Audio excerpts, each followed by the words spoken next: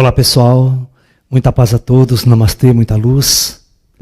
É com alegria que nós estamos aqui iniciando mais esse nosso bate-papo, essa nossa conferência. E o tema que nós escolhemos hoje é as interferências dos seres extraterrestres no karma planetário. Tá ok? Então vamos entender o conceito, do karma planetário em primeiro lugar. Depois nós vamos entender como é que essa ordem foi mudada, foi transferida. Então vamos lá. Nós temos a chamada lei do karma, que viola em nosso planeta Terra. Ok? A lei do karma é, em primeira parte, em primeiro momento, a lei do esquecimento. O que significa isso? Cada alma que encarna na superfície do nosso planeta esquece-se totalmente da sua natureza espiritual, da sua natureza transcendental. Ok? Então, esse é o primeiro ponto importante, que nós observamos. Então, o ser humano mergulhado no esquecimento, na superfície desse planeta, ele perde o contato com a sua natureza íntima, com a sua jornada espiritual e jornada cósmica. Isso tem um motivo, tá? Isso tem um motivo. Bom, dizem por aí, numa má interpretação, que a lei do karma é ação e reação. Não é bem assim, tá? Não é bem assim. Na verdade, ação e reação está muito conectada com o conceito que as pessoas têm de justiça. E é óbvio que a justiça está muito conectada com a conexão, com a ideia que cada ser humano tem do bem e do mal.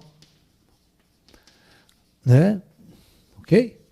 Então, os seres humanos criam uma conceituação do que seja o bem e do que seja o mal. Em função dessa conceituação, ele cria um modelo de justiça. Ok? Então, é bem por aí também. Então, se estabeleceu a ideia de que a lei do karma é aquela ideia, centrada no bem e no mal. Se você faz o bem, ou você faz o mal, você é castigado. Então, a Igreja Católica criou, o cristianismo, o judaísmo e outras leis criaram. Se você pratica o mal, resultado, condenado ao fogo do inferno eternamente, ou seja, é eternamente, não tem segunda chance. Ok? E se você pratica o bem, você, vai para o céu, ser feliz eternamente, no bom sentido aqui, eternamente, como se sua jornada eternamente, como se sua jornada na Terra fosse a jornada decisiva para a eternidade. Como que aquilo que você vivesse aqui nesse planeta fosse uma construção para a eternidade. E que é só nessa vida, não tem reencarnação, não tem nada, esse modelo do judaísmo, do cristianismo, tudo não tem reencarnação. Então, a sua chance é essa. E nós vemos umas coisas muito estranhas, muito diferentes, porque as pessoas encarnam nesse planeta aqui nas mais diferentes condições, nas mais diferentes maneiras possíveis, países, regiões, continentes, idolatrias, religiões, e com uma chance só, o inferno vai estar lotado, Ou seja, pouca gente vai subir para o céu nessa condição. Bom, o que a gente pode tirar disso? A gente pode tirar que, claro, que essa lei está muito mal interpretada, principalmente quando os cristãos tentam pegar uma lei e um nome que não é do judaísmo e nem é do cristianismo. A palavra karma é uma palavra sânscrita, é uma palavra que vem da Índia, que vem da filosofia indiana. Ok? Então eu já vou mostrar para vocês que existe um erro interpretativo fundamental no conceito da palavra karma.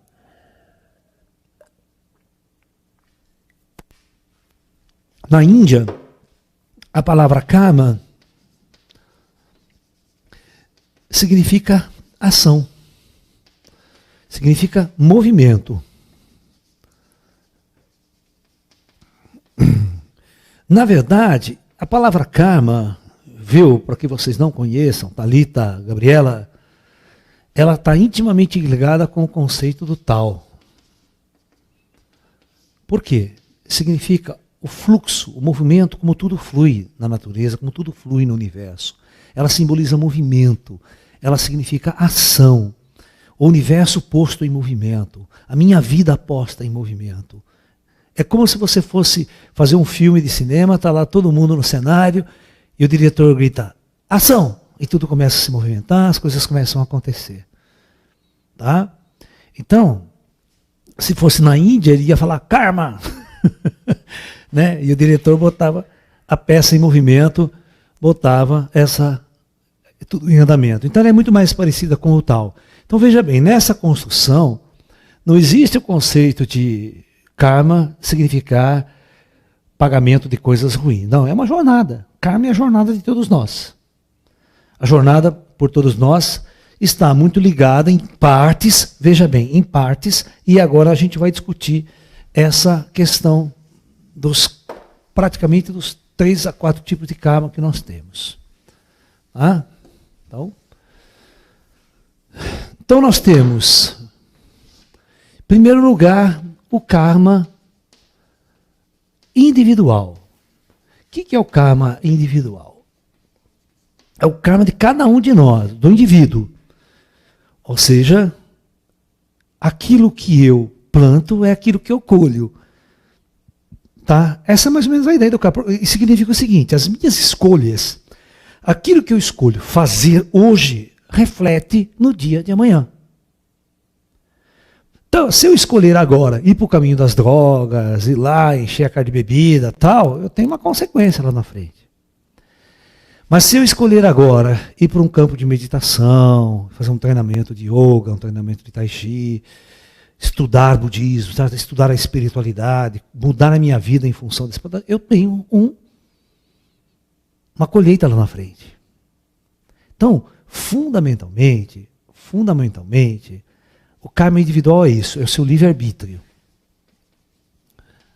Né?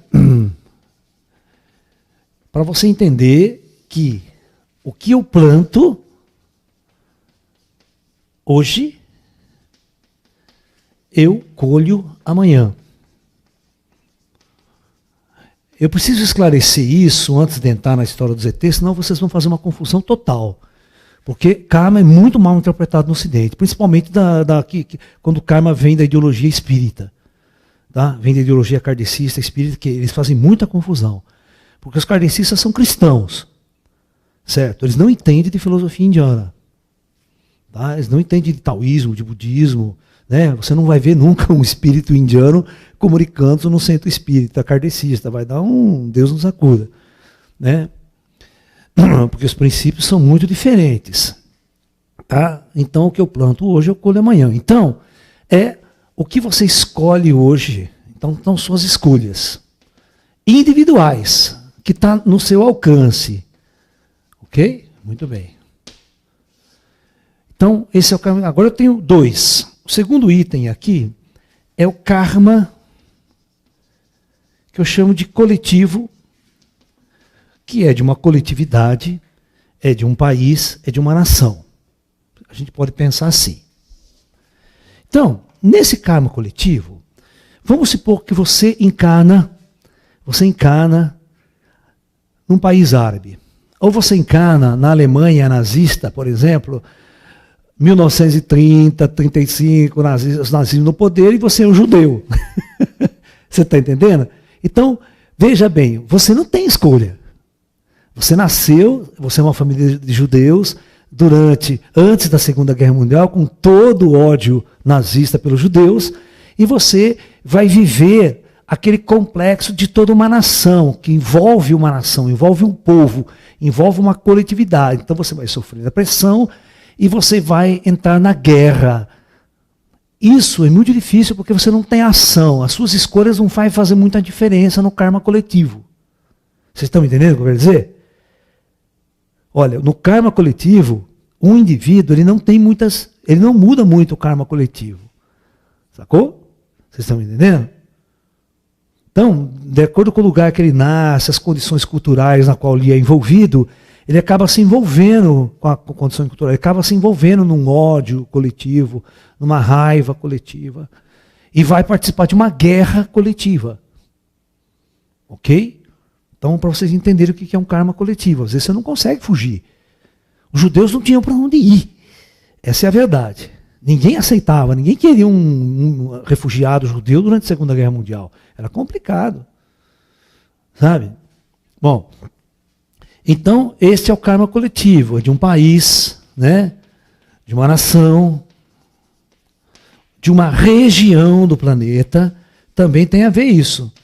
Tá? Você pega uma região que tem muito terremoto, muito vulcão, muito desastres naturais. Ok? Aquilo se torna um karma daquela região, daquela condição, daquelas pessoas, daquele povo. Né? Ok? Você pega uma região da África, por exemplo, onde os países são muito pobres, muito subdesenvolvidos, onde você vê aquelas crianças, né, totalmente famintas, magrelas, carregadas pelas mães, pelas famílias. Elas nasceram naquele lugar, aquilo é uma condição regional. Ele, individualmente, ele não consegue mudar aquilo. Ele é uma criança, ele é um jovem, ele não consegue. Ele está no meio dessa energia coletiva na qual ele foi colocado. Vocês estão entendendo a diferença? O individual você pode fazer escolhas, você pode. No karma coletivo você já está meio restrito. Você vai viver aquela condição que foi lhe imposta pela própria experiência reencarnatória. E por fim, né, vamos analisar por último, 3, uma coisa que nós chamamos de karma planetário. Aquilo que envolve o planeta como um todo. Veja bem, se eu estou num planeta, tudo que acontecer ao planeta vai afetar a minha vida. E vai afetar a vida da coletividade. Então vamos imaginar que vem um asteroide e cai na Terra agora. Um asteroide de 10 quilômetros de diâmetro. Extensão total na vida da Terra. Entendeu? Então, não adianta você, por exemplo, você vai fazer seus planos. Eu vou agora trabalhar. Eu vou me casar com esse. Eu arrumei meu namorado maravilhoso. Vou casar, tal. E vem um asteroide e pum! Arrebenta tudo. Cadê seus planos? Né? Cadê todas as suas decisões individuais? Então, isso é importante vocês entenderem. Existe um karma coletivo no qual todos nós estamos, um planetário, que todos nós estamos envolvidos. E no karma planetário, né, está envolvido uma coisa fundamental de todos os tempos, que é o Apocalipse. Então, o Apocalipse é, na verdade, um karma planetário, né? Que segundo as próprias construções bíblicas e tudo mais desse conceito de Apocalipse ou grande transição planetária, nós temos uma guerra nuclear.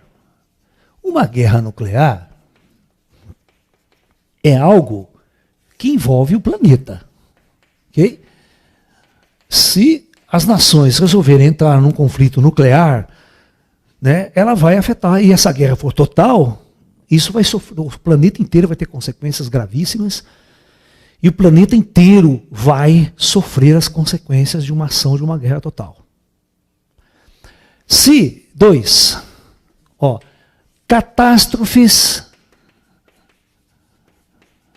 geológicas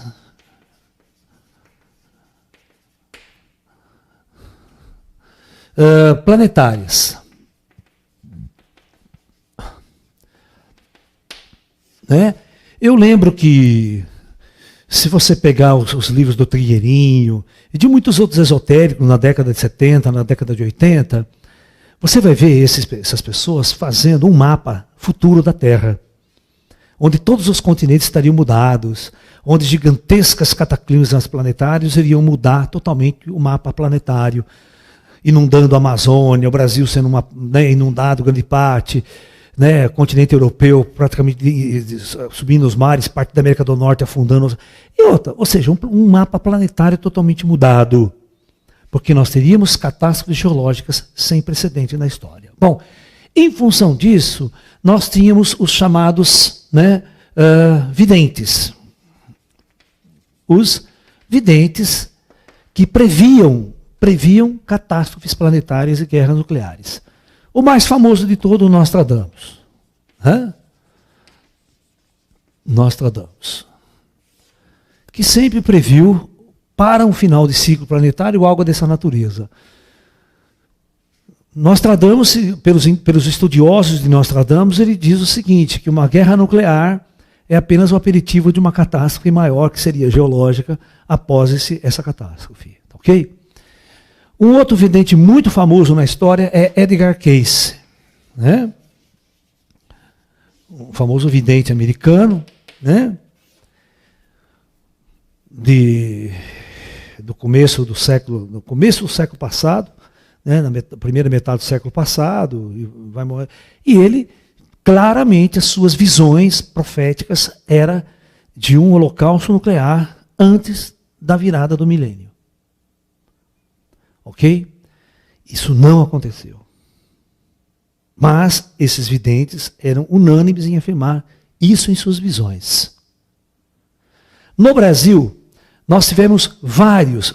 Eu lembro que em 1980, né, nós tivemos um vidente brasileiro que está vivo até hoje, é nosso amigo também, chama-se Luiz Gonzaga Scortese, né? O Luiz Gonzaga, né?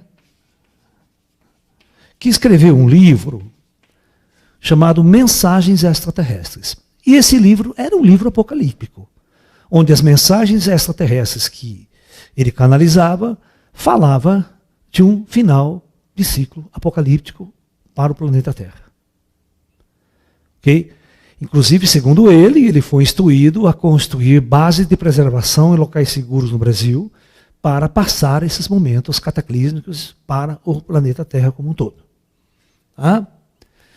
Muito bem, ele não conseguiu absolutamente nada, ele tinha um projeto chamado Projeto Alvorada para fazer essas bases e até hoje nunca conseguiu fazer absolutamente, levantar nenhum tijolo em cima disso. Bom, mas nos Estados Unidos e em outros países, né, muita grana, muito dinheiro, as pessoas gastavam bilhões. Elas gastavam bilhões de dólares para construir bases de preservação. Né? A Suíça, os Mormons dos Estados Unidos construiu uma base com milhões de dólares nas Montanhas Rochosas, está lá até hoje, esperando um apocalipse, esperando um fim de mundo.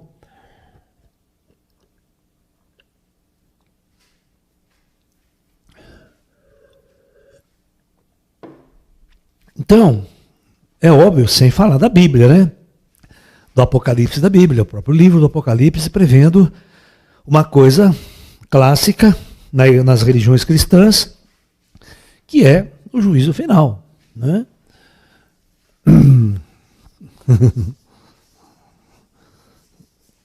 Ok? Então, o chamado juízo final bíblico, né?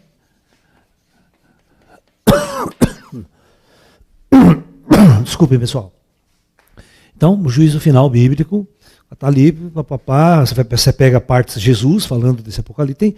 Não é só o livro do Apocalipse, o próprio Jesus tem profecias quanto ao final dos tempos, quanto ao juízo final. Né? Bom, até aí tudo bem.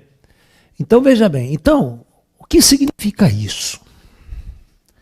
Significa que praticamente, parece que o nosso planeta convergia para um grande cataclisma, para um grande apocalipse realmente, total, fácil de destruir o planeta quase como um todo. E toda essa civilização ser morta, as almas irem para o plano astral, e lá ocorrer o que nós chamamos transmigrações estelares, com a separação do joio e do trigo. Isso é uma palavra bem bíblica, a separação do joio e do trigo, seja do bom e do mal, aquela coisa toda, né?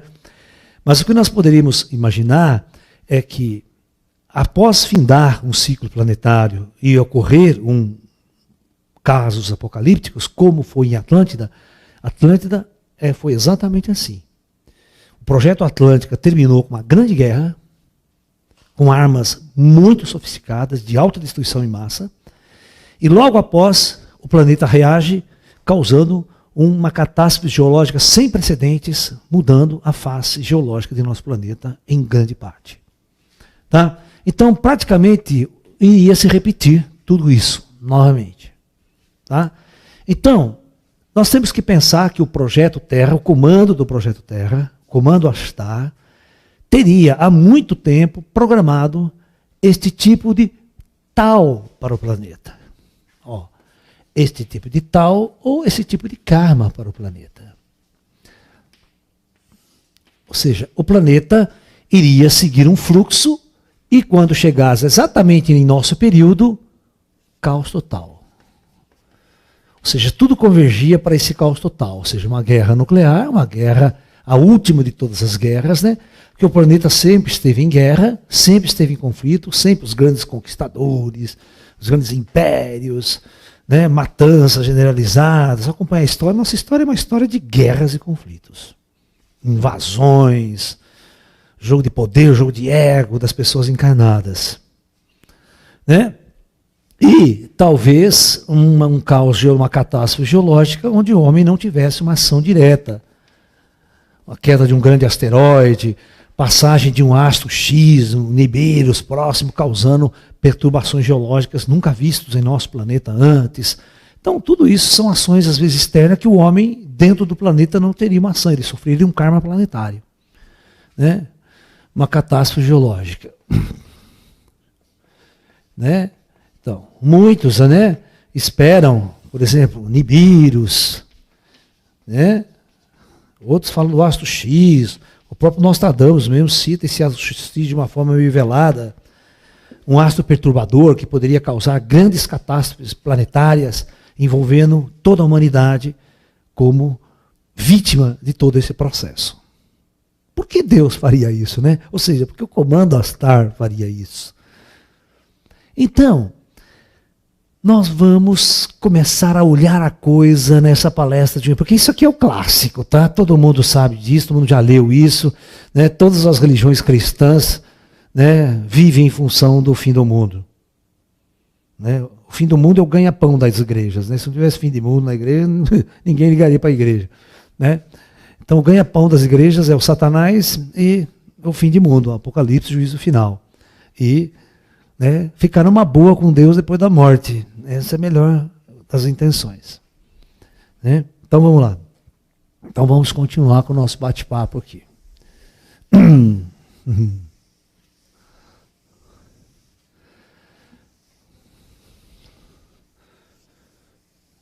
Então esse é o clássico. Vamos pensar o seguinte, vamos olhar o nosso projeto Terra. Olhando do alto, sempre. As pessoas encarnadas, os planos mais inferiores e, claro, o plano superior que comanda tudo. Comando do projeto Terra. Vamos chamar de comando Astar. Astar no sentido, né, de luz. Astar significa luz. Luz significa consciente, lúcido de todas as leis e todas as regras. Bom, vamos analisar, primeiro, os últimos 500 anos da civilização.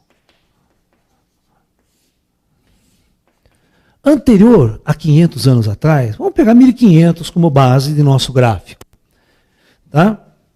O mundo inteiro vivia numa coisa que nós chamávamos de antiguidade. Onde praticamente a ciência não existia. A ciência moderna não existia. Então, com Galileu Galilei, com Isaac Newton, Nicolau Copérnico, os grandes pensadores do renascimento europeu, nós vamos ter o advento da ciência. Okay? Então, a ciência, ela faz o quê? Ela rompe profundamente com a religião. Que na época era o cristianismo. O cristianismo em todas as suas vertentes. Tá? Em todas as suas vertentes, catolicismo, né, o protestantismo e todas as outras que foram surgindo nas quebras ideológicas ao longo dos séculos seguintes. Ok? Então, a ciência rompe. Okay? Que quem mandava antes de 1500 era a religião. Como não existia ciência, a religião era a única verdade superior que podia ser colocada diante dos seres humanos. Mas aí então advém a ciência. A ciência com os grandes pensadores. Ok? Muito bem. Agora, vamos olhar para cá. Então, durante praticamente 8.000 anos, esta superfície viveu nas trevas total do conhecimento, sob o domínio de religiões primitivas e que não tinham conhecimento absolutamente de como funcionava nada, nem o que era a Terra dentro desse contexto todo. Este comando, que é o que manda na Terra, que é o que governa na Terra, que é o que faz acontecer, que são os que controlam o karma de nosso planeta. O que é controlar o karma? Controlam o tal de nosso planeta. A essas forças superiores, elas têm o poder de falar, não, agora ao invés de ir para cá, todo mundo vai para cá. Nós queremos assim. Então eles decidem. Ok? Muito bem. Então, esses indivíduos começaram a projetar a encarnação no planeta Terra de espíritos avançados. Esses espíritos avançados seriam esses pensadores e os chamados cientistas modernos. Homens que iriam fazer a grande revolução do pensamento ocidental. Então, esses homens, e liderado pelo alto, hein? Eu quero que vocês entendam que todas as descobertas feitas por cientistas aqui na Terra não passam de uma preparação, de uma intuição dada pelos espíritos para que esse indivíduo descubra alguma coisa aqui, que a tecnologia já existe aqui, a ciência já existe aqui, muito avançada. Bom, então, isto já significa, né, que o livre-arbítrio não é tão livre assim quanto a gente pensa. Ou seja, os caras lá de cima é que projetam o karma planetário, ou o karma de um povo ou de uma região. Se eu vou encarnar grandes cientistas, grandes pensadores nessa região do planeta, é essa região do planeta que vai evoluir, que vai crescer. Se eu não encarnar ninguém lá na África, não vai ter revolução científica na África. Não tenho nada contra, olha, não é racismo, pelo amor de Deus. Não vamos interpretar mal. Eu estou fazendo uma análise geral das coisas. Ok? Pelo amor de Deus. Então, se o Comando Astar resolve encarnar certos cientistas, certos pensadores em certas regiões, e não em outras regiões, significa que nessa condição nós estamos fazendo um karma coletivo sendo alterado em certas regiões do planeta. E outras ele não mexe. Saca? Então, nós temos o advento da chamada ciência, né, do Renascimento. A ciência do Renascimento, ela impulsiona uma coisa chamada Revolução Industrial e uma mudança total no cenário planetário. O crescimento das grandes cidades, o êxodo rural, né, o enchimento das grandes cidades, o advento da indústria, de modos de vida moderna, aglomerações maiores, e o advento de uma coisa que nós chamamos de tecnologia. Só que essa tecnologia, ela também cresceu em vários setores. Ela foi na economia, ela influenciou a economia, ela influenciou as guerras e influenciou, né, a política. Ok? Ela influenciou profundamente a economia, influenciou a guerra, a política e a forma como o homem vivia, como a sociedade se organizava. Então, claro que a tecnologia trouxe armas de guerras mais modernas. Todos vocês assistiram o famoso filme, né, O Último Samurai. O samurai era um dos grandes guerreiros do Japão, né, guarda de elite do imperador, aqueles espadachins fantásticos, mas depois que o cara inventou o rifle, a arma de fogo, o samurai não servia mais para absolutamente nada numa batalha. Né? Ele levantava a espada e cortava ele com uma metralhadora. Acabou o samurai, acabou a valentia, acabou todo o treinamento do grande guerreiro samurai. É isso que vem mostrar o filme O Último Samurai. Né? Mostrando que o mundo mudou, a tecnologia mudou, os valores mudaram. E a tecnologia fez uma grande diferença, né, nos caminhos da guerra. Hoje você vê, por exemplo, na Segunda Guerra Mundial, você pegava os aviões lentos, você tinha que ir até a cidade jogar bomba, os caças derrubavam os aviões, matavam os pilotos. Hoje não tem mais isso. Hoje eu mando um míssil, eu mando um drone bombardear. Não tem piloto mais na história. Raramente, hoje nós temos os caças, mas esses caças estão desaparecendo da história. Né? Uma guerra nuclear não tem avião, um piloto levando bomba atômica mais. É tudo mísseis, armas inteligentes, tal. O piloto fica em casa. Vai receber a bomba dele em casa. Ou seja, acabou o valente. Não tem mais valente, não tem herói mais em guerra, certo? Né? Não tem mais herói, porque é tudo teleguiado, míssil, pau explode lá, acabou, morre todo mundo. Então, o cenário da guerra mudou. O cenário do karma também foi alterado. Entendeu? Então, praticamente, e outra, olha que interessante, a partir de 1500, como essas coisas começaram a mudar na Terra, vocês vão fazer a pergunta que eu sempre faço aqui. Então, vamos chegar em 1900, para a gente analisar uma coisa muito interessante. Né? Vamos chegar em 1900. Então, estamos lá nos idos de 1900. Aqui, nós vamos ter o início da física quântica. Grandes cientistas encarnam no final do século XVIII, no século XVIII, XIX, fazendo grandes revoluções do pensamento, estudando a estrutura da matéria, estudando tudo. Aqui começa a física quântica, que vocês têm que entender que em 1925 essa física quântica está pronta, assim, com suas teorias fundamentadas.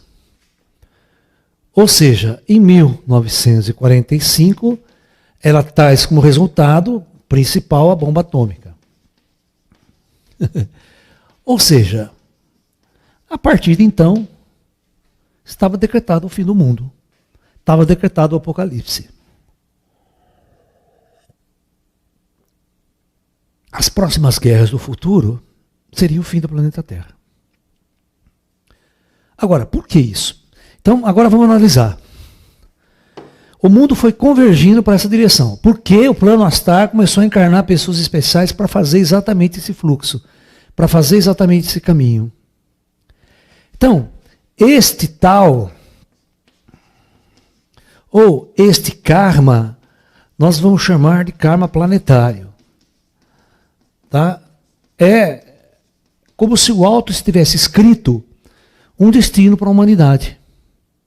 A humanidade vai caminhar para cá, a ciência vai descobrir essas armas, nós vamos colocar os cientistas. Se você não coloca o cientista, fica mais 1000 anos na Idade Média. Ok? Então, tudo tem a ver com o comando que está coordenando isso aqui. Comando Astar. Ok? Das diretrizes. Agora, de 1900 até o ano 2000, o que aconteceu de mais interessante nisso? Prestem atenção, chegou no planeta Terra 6,5 bilhões de almas. Até aqui tinha 1 bilhão só. Então, em 100 anos, chegou praticamente 6,5 bilhões de almas. Agora vocês vão ter que me explicar por quê. Antes de 1900, ninguém queria vir para a Terra. Nesses últimos 100 anos, então, pela encarnação, primeira encarnação na Terra, são essas almas aqui. Ninguém fala isso. Eu nunca ouvi nenhum centro espírita kardecista, ninguém falar o que eu estou falando hoje. Que é uma coisa óbvia. Tá? Vê se você consegue entender que algum conferencista, pela internet toda, que fala isso que eu estou falando, que 6,5 bilhões de almas estão na primeira encarnação na Terra. Então, essas pessoas estão trazendo um karma de fora. Olha que louco, presta atenção. 6 bilhões são 87%. Então, como que almas que vêm de fora podem influenciar o nosso karma planetário? Se o karma é nosso, que a gente vem de 8 mil anos para cá. Então, na verdade, vocês vão entender que o planeta Terra é uma coisa cósmica, não é uma coisa minha, nossa. Nós também chegamos aqui, sabe lá se você que está me ouvindo não está na primeira, faz parte dessa leva aqui. Entendeu? E outra, nós tivemos, em 50 anos, 1914 até 1918, nós tivemos a Primeira Guerra Mundial. Nunca nós tivemos guerra mundial. Nunca. E outra, nem acabou esse daqui, 1939, vamos falar isso, que 38 já começa as encrencas, até 1945, você tem a Segunda Guerra Mundial. E a Segunda Guerra Mundial, como ela termina? Ela termina com as explosões das 2 bombas atômicas, Hiroshima e Nagasaki, e o mundo entrando na era nuclear, na era da maior arma de destruição em massa já vista na história. Ok? Muito bem. Então, é óbvio que chegar a 6,5 bilhões de almas e fazer 2 guerras mundiais em menos de 50 anos, coisa que nunca existiu antes, isso mudou o cenário planetário de uma hora para outra. Agora, nós estamos numa fase em que qualquer ação é planetária agora, não é mais regional. Alexandre o Grande invadia, fazia aquelas guerras todas lá, 2 mil anos atrás, 3 mil anos atrás, não afetava o Brasil aqui, não afetava a América do Sul, certo? Gengis Khan invadiu a Europa inteira, a China, a Europa não, quer dizer, invadiu todo aqui, o Extremo Oriente lá, tomou o maior império do mundo, mas nem mexeu com a América do Sul, que ninguém sabia que eles existiam, nossas Américas, sabia que o Gengis Khan existia. Porque é cavalo, tropa, sem tecnologia nenhuma, ele não conseguia ter uma influência chamada uma influência planetária. Mas hoje não. Hoje, com o advento da ciência e tecnologia, nós transformamos o planeta numa única casa. É uma ação planetária. Então, teve a condição de existir guerras mundiais, envolvendo o mundo inteiro numa guerra. Então, isso é novo. Agora, quem escreveu esse cenário? Quem projetou esse cenário todo? Quem projetou? Comando Astar. Entendeu? O Comando Astar é o senhor do karma. Eu vou fazer uma coisa que vocês não vão entender. O senhor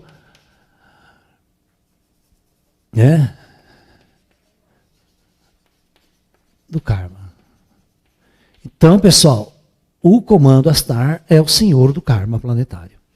Ele projeta, ele encarna, ele dirige tudo como tem que ir. Então, eu vou contar uma fofoca. Isso é fofoca. Vocês não sabem disso. Isso acontece só nos bastidores extraterrestres, certo? Só nos contatados ou nas notícias do espaço lá, que é isso aqui que eu vou falar para vocês.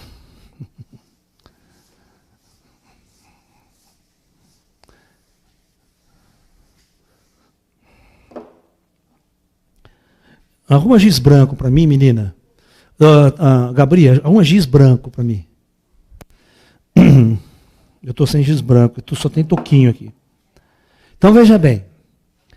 Vamos imaginar, por toda essa convergência, todos os profetas, desde Nostradamus, obrigado, todos os profetas bíblicos, profetas Nostradamus, Edgar Cayce, no começo do século, todo mundo vendo o final do mundo, vendo uma guerra nuclear, vendo uma catástrofe geológica.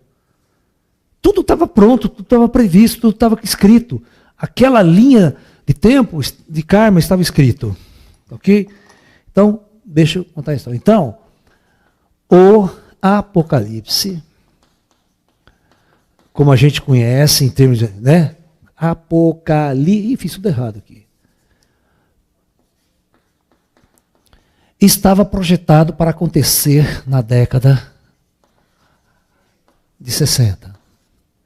Então, na década de 60, tudo estava para acontecer. O holocausto nuclear estava programado pelo Comando Astar para acontecer na década de 60, e aí Nostradamus ficaria feliz, Edgar Cayce ficaria feliz, ou seja, todos os grandes profetas acertariam na mosca, né? Porque como é que um grande profeta vê o futuro? Ele não vê futuro coisa nenhuma.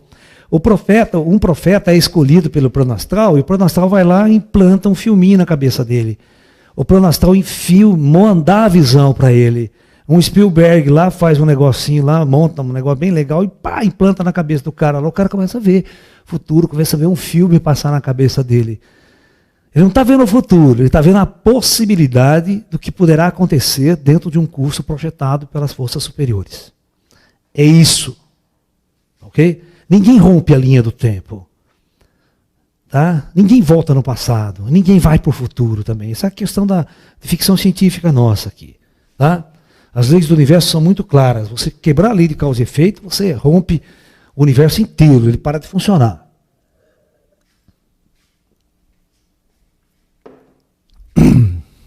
Se você romper, é muito louco, ó.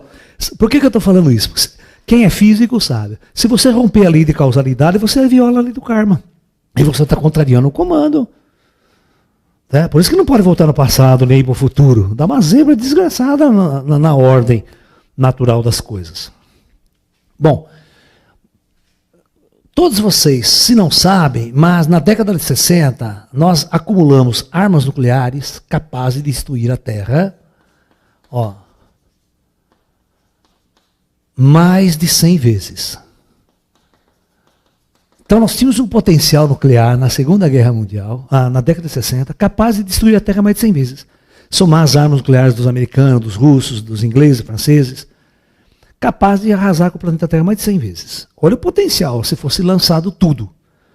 Se você lançar 1% das armas, já acabava o planeta. Armas nunca antes imaginadas por vocês. Armas de hidrogênio, 1000 vezes mais potente do que a arma lançada em Hiroshima e Nagasaki. E armas projetadas pelos americanos e russos poderiam ser da ordem de 10.000 vezes maior que Hiroshima e Nagasaki. Vocês não têm noção do poder de destruição dessas armas. Bom, então o cenário e todo o projeto estava pronto. Nesse período, na década de 60, nós tínhamos na Terra, presta bem atenção, 3,6 bilhões de almas encarnadas.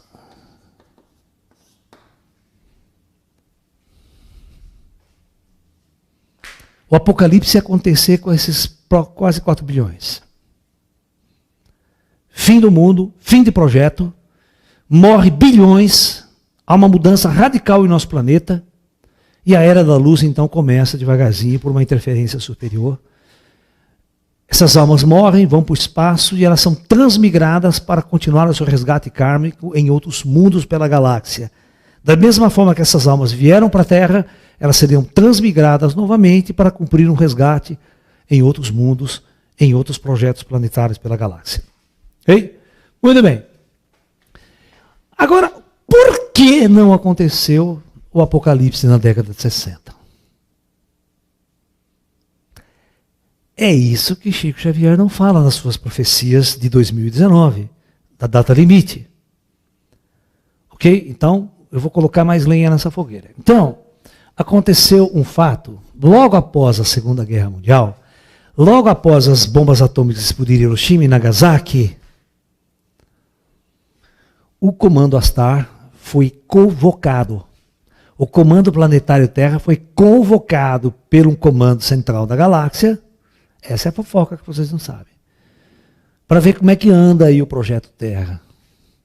Que fase que está. Quantas almas estão aí usufruindo? Tal. Fazer um balanço. O Astar estava preparando o apocalipse. Já estava quase o cenário pronto. Dali para frente era só uma questão de 15 anos. Certo? E a coisa já detonava. E aconteceu, então, um conclave nas estrelas em 1947. Esse conclave aconteceu por volta de maio até julho. Não é um conclave de 2 dias, 3 dias, não. É uma coisa que já vinha sendo discutida há muito tempo, depois só sentaram. Quem participou desse conclave? Quem tomava as decisões do que iria acontecer com o planeta Terra e com o futuro do planeta? O projeto planetário é uma coisa projetada por... Então, gente, o comando Astar é um comando, presta bem atenção, extraterrestre.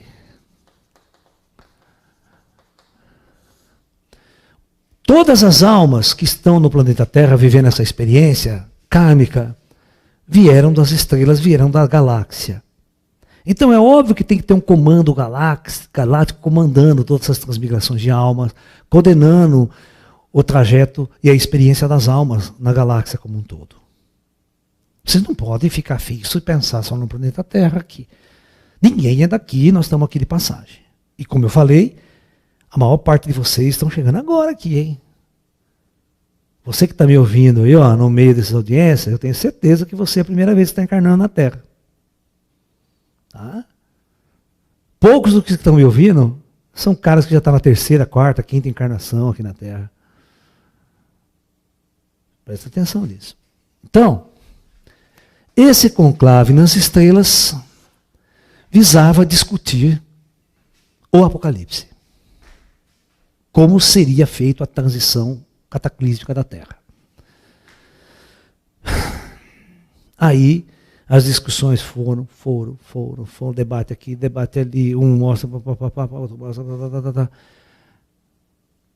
Depois, no fim desse conclave, qual foi a decisão?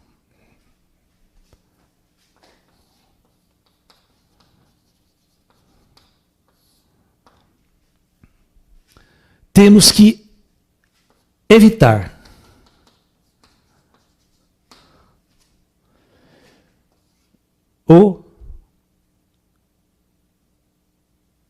o fim, vamos colocar a palavra assim, o fim do mundo, que é para deixar as pessoas mais assustadas, entre aspas. Temos que evitar o fim do mundo na década de 60. Ou evitar a guerra nuclear. Aí vocês vão me fazer a pergunta, mas Laércio, pô, os caras fizeram todos os planos, calcularam tudo, passaram toda a informação para os videntes, todos os videntes já estavam bem informados do que ia acontecer. De repente reúne a turma e fala, mudamos de plano, não vamos mais fazer apocalipse, não vamos ter mais guerra nuclear, mas a bomba atômica já está pronta, os caras só estão aperfeiçoando ela agora, não tem como tirar da humanidade a bomba atômica, não dá para voltar atrás. Não se volta atrás de uma coisa que já está construída, que já está feita. Por exemplo, a coisa mais utópica que vocês podem pensar hoje em dia, pessoal, é desarmamento nuclear. Não vai existir. Esquece isso. Ninguém. Vocês vão conviver eternamente com as armas nucleares. Certo? Isso é normal, isso é fatídico. Vocês têm que desenvolver interiormente para saber usar o poder que você tem. Só isso. Mas vai ser inevitável. Não tem desarmamento nuclear. Nenhuma nação, né? Muito pelo contrário, as pequenas vão querer fazer suas bombas atômicas como a Coreia, como o Irã, como todo mundo. Ninguém vai segurar esse avanço nuclear. Você está entendendo? Não vai, isso é natural da espécie humana, tal. Todo mundo vai querer ter sua bomba. Todo mundo vai querer falar de igual para igual, conversar de igual para igual com todo mundo. É normal isso. Bom, e depois, você pode ter, né, utopicamente, em tempo de paz, desarma meia dúzia de míssil lá, mas... Começou a ameaça de guerra de novo, em uma semana na arma para as bombas de novo. É simples. Saca? Não, as coisas não funcionam do jeito que vocês imaginam. Não tem mais. Vocês vão conviver pela eternidade com o poder. Então, muito bem. Como é que ela vai evitar essa guerra nuclear agora? Como é que o plano superior vai intervir? Presta bem atenção, para evitar esse grande karma planetário, ou seja, a catástrofe total. Só tem um jeito. Vai ter que fazer o seguinte, agora nós vamos ter que sair daqui. Nós vamos ter que sair dessa posição e vamos ter que descer aqui. Pessoalmente o comando vai intervir e vai alterar o curso da história. É por isso que em julho de 47 começa a grande onda de discos voadores na Terra. É como se os ETs estivessem chegando pela primeira vez aqui. Claro que a maioria das pessoas que estavam nas trevas aqui, quando viu o disco voador, teve um colapso, né? Achando que vão invadir a Terra, vão acabar com a raça humana. Jamais eles podiam ter uma noção de que quem estava chegando eram os caras que mandam nisso aqui já há milhares de anos. Então a visão que as pessoas têm de ufologia, de disco voador, de ET, é uma visão desse tamanhozinho assim, ó. Visão das trevas, de quem está nas trevas, de quem não tem a mínima consciência da vida após a morte, toda essa dimensão toda. Então aquele comando resolveu mudar. E foi uma ação planetária. Todo mundo no planeta Terra sofreu essa intervenção extraterrestre. Então ocorreu uma intervenção. Só que essa intervenção, ela só tinha um objetivo. No começo, evitar o holocausto nuclear, porque tinha 5 bilhões de almas querendo descer para viver esse último estágio. Olha que louco. Vocês têm que entender que depois que houve esse adiamento, né, vai descer mais praticamente 5 bilhões de almas na Terra. O dobro de tudo que já existiu aqui em 50 anos. Então, essa intervenção, ela aconteceu. Então, vamos lá. Então, a chegada dos discos voadores na Terra nada mais é do que um olhar das forças superiores, das inteligências extraterrestres, no momento crítico da civilização, que é o momento da era nuclear. O ser humano é primitivo, nas trevas, ele não vai saber manipular esse poder. Ele vai para o caos mesmo, e isso é que estava planejado. Agora, uma interferência extraterrestre é um controle externo. Então nós vamos passar a ter um controle externo, direto, porque sempre o comando Astar, mas agora é direto, ou seja, dos ETs, para impedir e mudar o curso da história.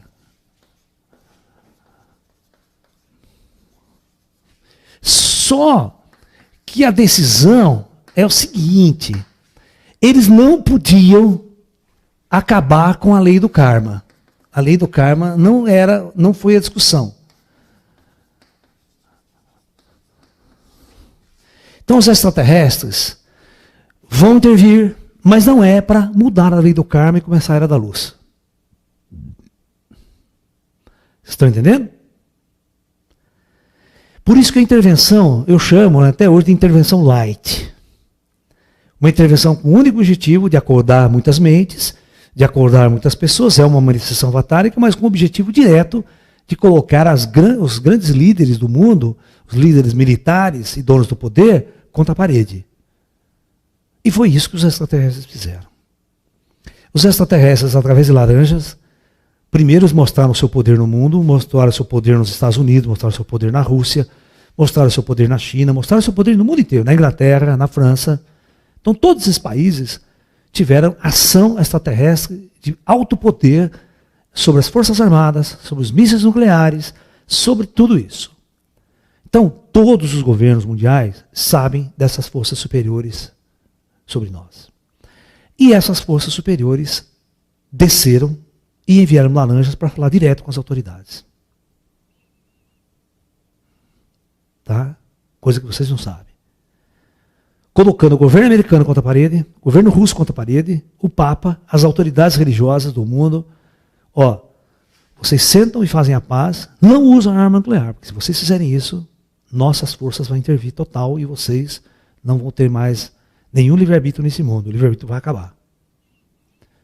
E nós estamos policiando, patrulhando esse planeta, e vocês não têm poder sobre nós.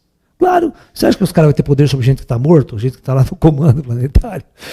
As nossas armas só têm um objetivo, matar pessoas, não é verdade? Nossa tecnologia. Mas, para quem já está morto, você acha que os caras têm medo da nossa tecnologia de guerra? Essa é uma visão que vocês talvez nunca tenham pensado nisso direito. Muito bem.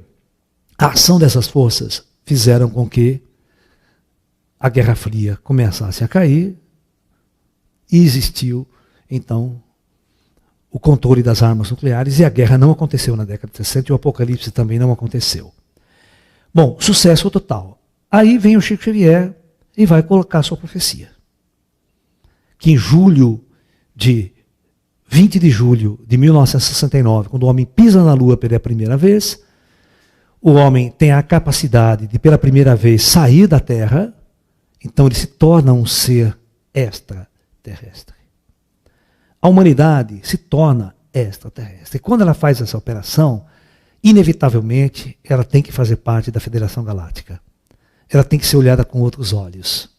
O ser humano já não é mais um ser humano preso na superfície da Terra. A sua consciência, embora a sua tecnologia deu para chegar só até a Lua, mas a consciência humana já está atravessando a ponta da galáxia, indo para outras galáxias, os cientistas, os astrofísicos, tal. Nós estamos vendo o universo de um outro jeito.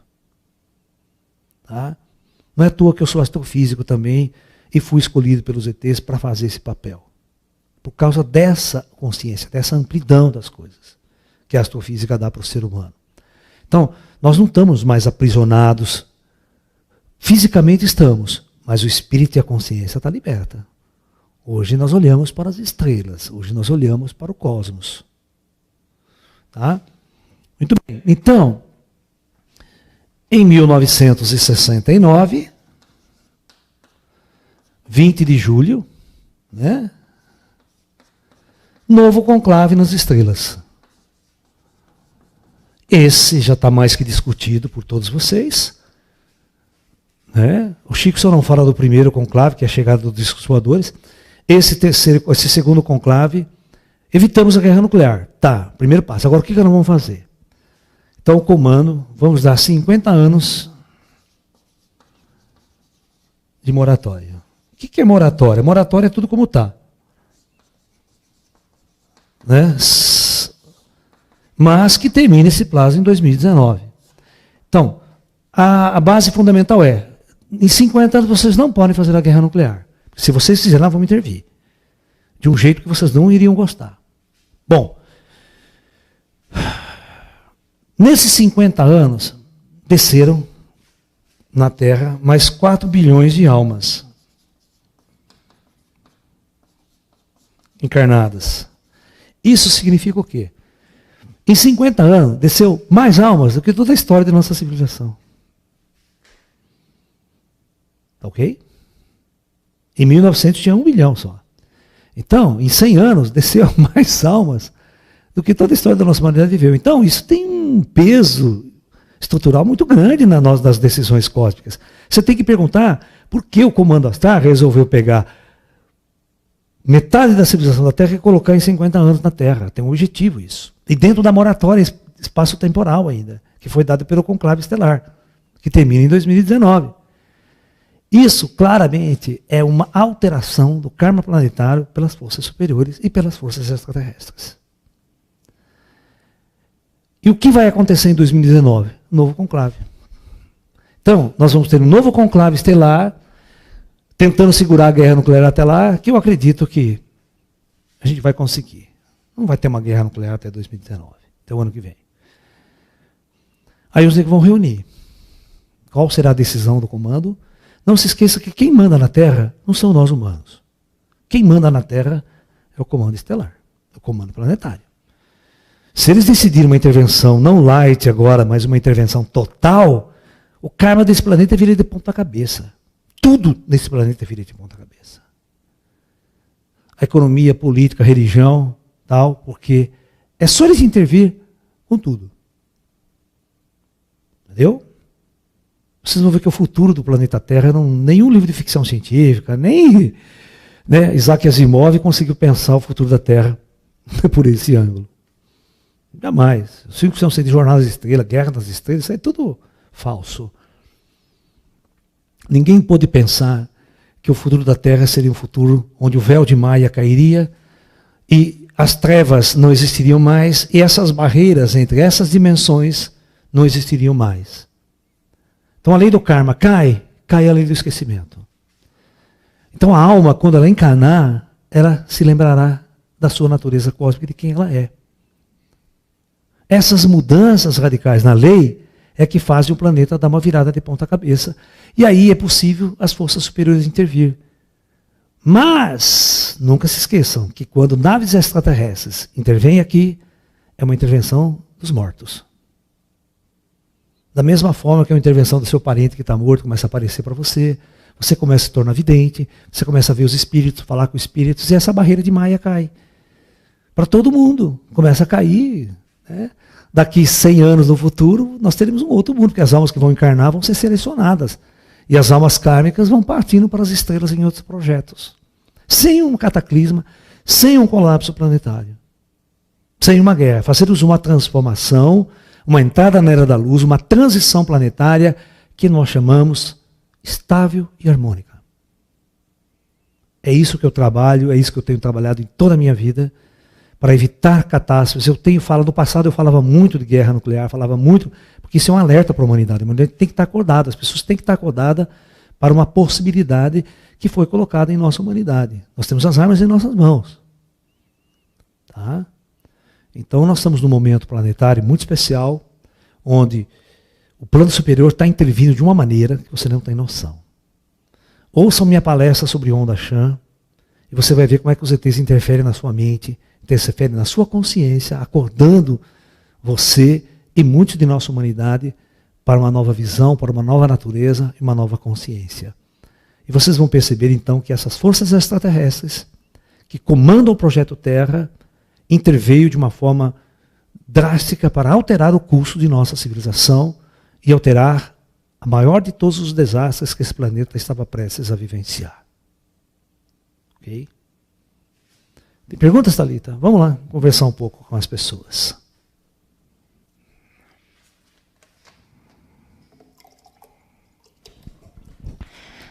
Professor, o senhor acredita que os sentimentos ligados à ansiedade, depressão e pânico podem fazer parte do karma dessa geração? Sim.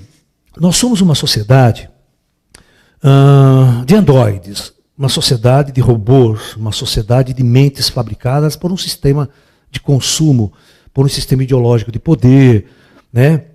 Por briga entre direita e esquerda, os caras só pensam nisso, eles não têm uma visão mais cósmica. Você vê as passeatas na rua, você fala, né, que planeta que eu tô, né? Você vê gente primitivas pra caramba discutindo ideias tão primitivas, né? E você vai pensar assim, é claro que pessoas oprimidas e o tempo todo por essas questões, que não têm uma mínima visão da espiritualidade, ou de si mesmo, se sente um ser totalmente irrealizado nesse planeta. Um androide não se realiza, ele é um programa, ele cumpre um programa, mas a alma e o ser real clamam por liberdade, clamam por uma nova situação. Isso leva a pessoa à insatisfação total com a sua vida, uma insatisfação total com a sociedade, uma rebeldia total contra os valores estabelecidos, né? E, como ele não tem saída, isso leva o indivíduo à angústia, à depressão, a medo, pânicos e tudo mais. Claro que é uma ciência, não é que seja uma doença do século XX, é uma doença da humanidade como um todo, desde os tempos pré-históricos. As trevas, a ignorância é a grande doença.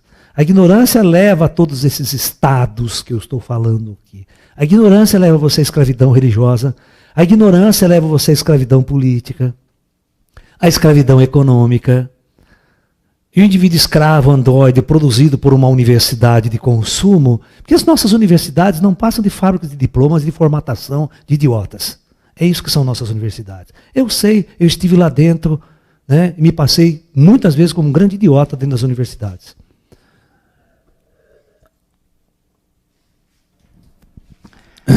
Professor, perante a lei do karma, as pessoas que tentam caminhar para a espiritualidade irão sofrer as mesmas consequências que os materialistas? Se houver o karma planetário, no karma planetário ela não escapa.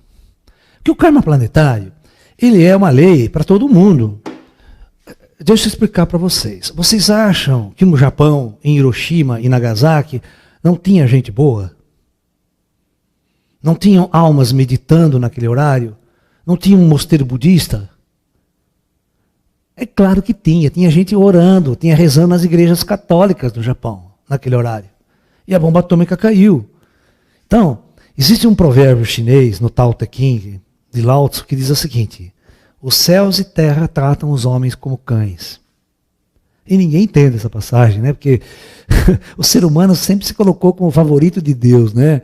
Você está entendendo? Então jamais eles poderiam imaginar que Deus vai tratar o homem como um cachorro, como um cão. Porque para ele, cão não tem nada de divino.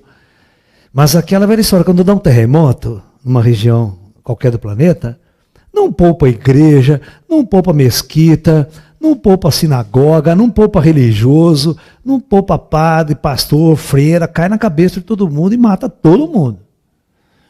Cachorro também morre, você está entendendo? Então o karma planetário não faz distinção de espécies ou de qualidade. Então, por isso você tem que tomar muito cuidado. Não é porque você vai, eu sou bonzinho, eu medito, faço yoga, tal, né?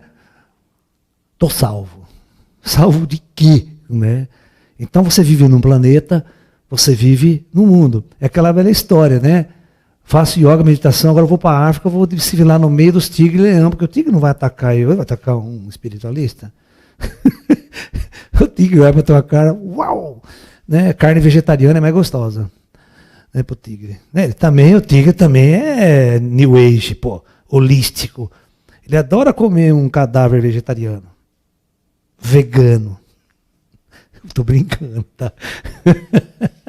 Só para mostrar para vocês que diante da grande visão, né, o karma planetário é um karma para todos que estão no planeta.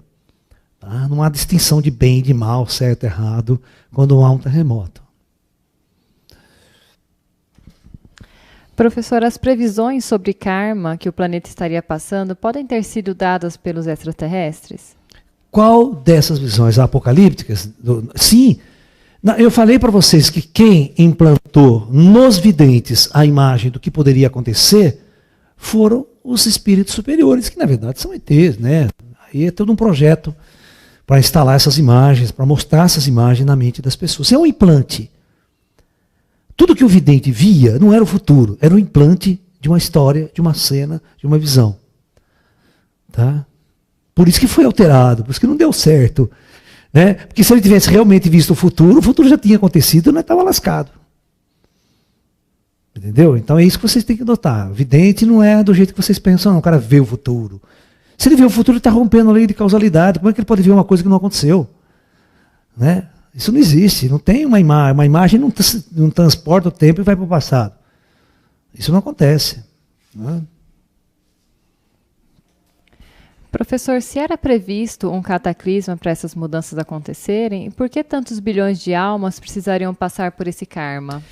Então, porque, na verdade, nós trouxemos o karma planetário da nossa geração mesmo, da nossa civilização aqui, do passado, e as almas que chegaram de fora trouxeram karma de outros mundos, trouxeram karmas de outros planetas para cá. Ok?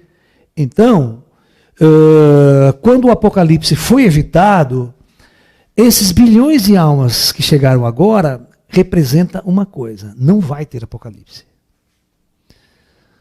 Certo? Essas almas pediram para que quando elas chegassem, acontecesse isso que nós estamos fazendo aqui agora, a internet.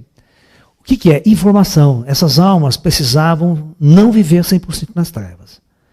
A internet é uma das ferramentas mais importantes do século XXI para a libertação das almas dessa condição humana nas trevas. Porque é informação. As almas têm acesso à informação. Elas vão aprender, elas vão ter sabedoria, elas vão poder ouvir pessoas como eu e como muitos outros cientistas que vão ensinar coisas muito importantes, que vão abrir a consciência dessa humanidade.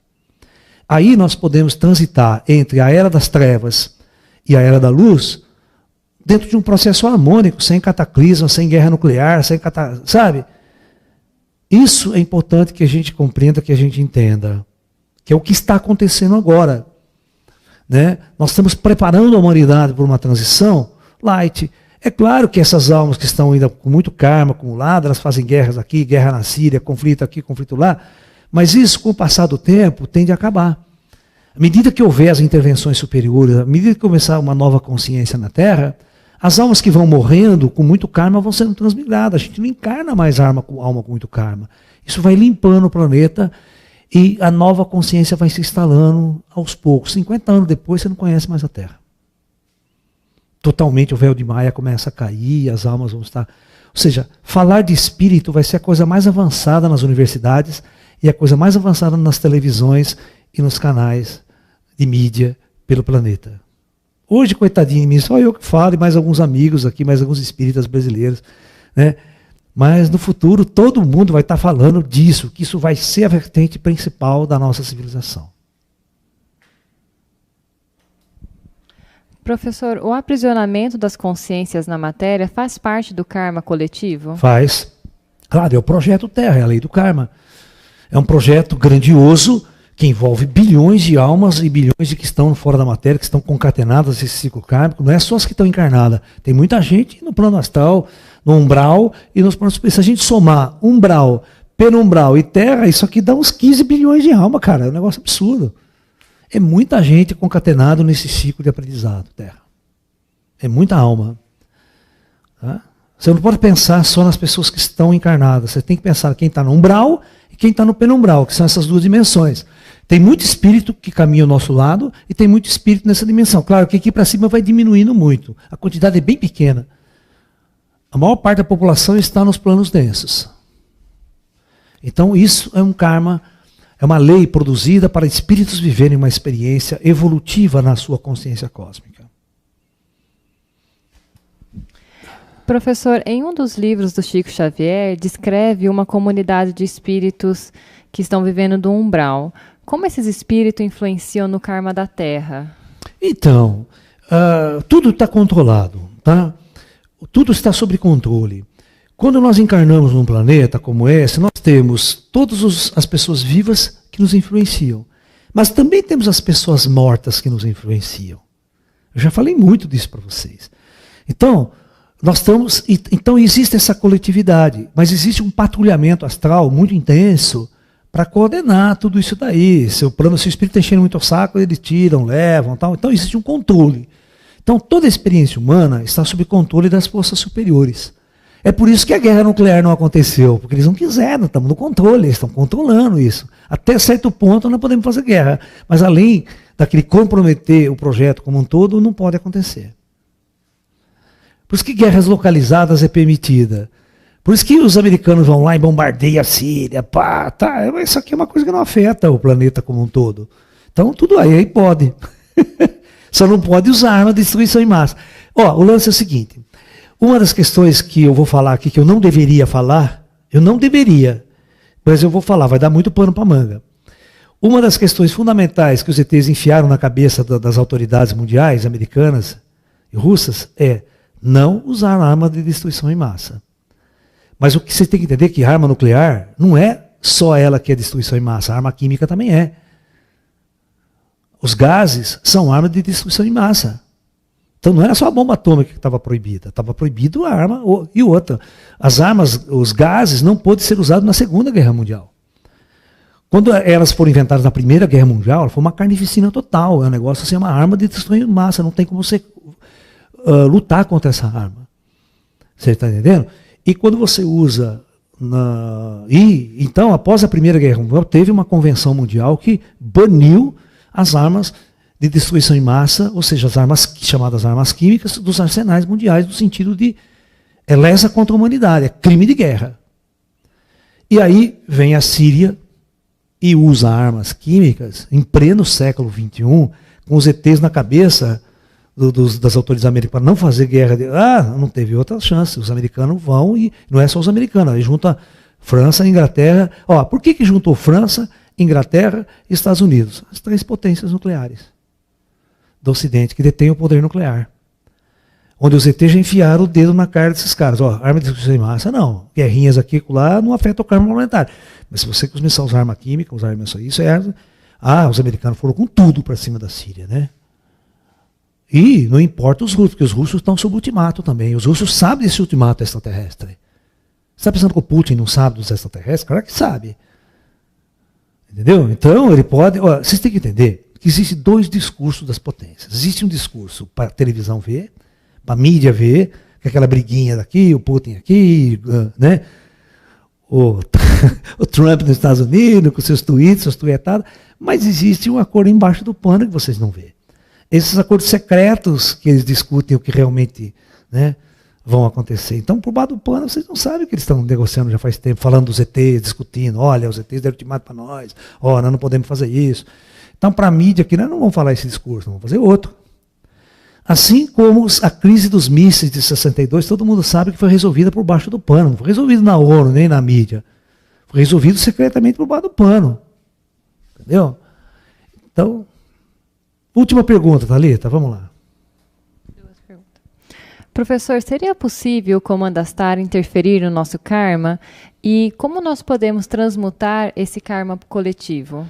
Muito difícil. Karma coletivo, nós não temos capacidade para isso. Por exemplo, você é um indivíduo. Então, eu vou já explicar para vocês não se frustrarem. Senão vocês vão querer achar que sozinhos vocês vão mudar o planeta, vocês vão ser o avatar da nova era, e vocês vão se frustrar. Isso não é verdade. Vocês vão imaginar um rio. Esse rio gigantesco corre, certo, para o oceano. E você é um rio um peixe dentro desse rio, nadando. Pergunto, qual o poder do peixe de mudar o curso do rio? Então não foi dado a mim nem a você, criaturas individuais, dentro desse processo coletivo, dentro de um processo de bilhões de almas encarnadas, o poder para fazer uma diferença em sentido chamado karma planetário. Você vê que poder que eu tenho, cara. Mesmo contatando os ETs, mesmo contatando os espíritos, sabe o que eles deram para mim? Um giz. Ó. Quando eu pedi para esses ETs, deixa eu fazer uma selfie com vocês, deixa eu filmar a sua nave, deixa eu provar para eles que eu tenho contato. Os ETs falaram, não, a única coisa que nós vamos dar para você é um giz, se vire. Faça a revolução com esse giz.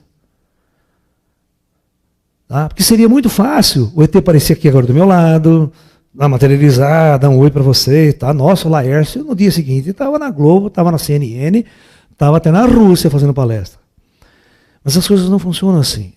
Eles não dão poder para uma pessoa. Porque eles não podem dar poder para ninguém.